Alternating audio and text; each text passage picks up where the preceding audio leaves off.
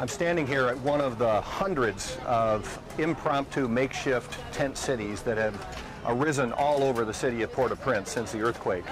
The people that live here have lost their homes and most of their possessions. They've moved into this little parcel of land and erected makeshift tents to live in. They've literally brought their lives to this place. The situation is urgent and desperate. They depend on outsiders now for food, for water, for sanitation, and this is the kind of response that we have to bring to Port-au-Prince to help people like this who live all over the city.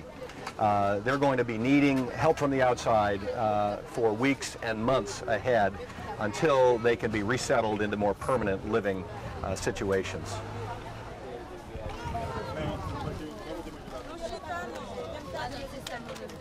There are literally hundreds of these tent cities, and I'm inside one of the little makeshift tents. This structure is made out of old bed sheets and a few plastic tarps that World Vision brought here, and it's propped up by sticks. We spoke to the man who lives here. There are about 22 of his family members that live here, his own 7 children, his wife, and then extended family. They all lost their homes in the earthquake, and as we talked to him, you could see the despair in his face, but they have no food.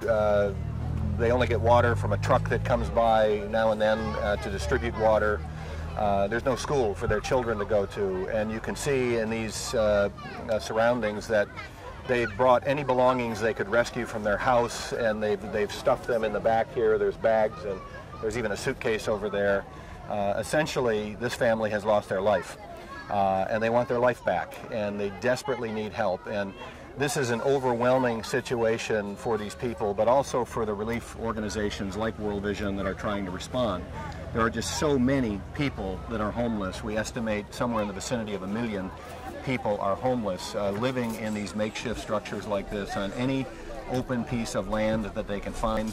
The situation here is critical, and the key in the short term will be to establish these camps, provide food and water and basic medical care and sanitation for families like this, and then begin to rebuild the long, long process of rebuilding.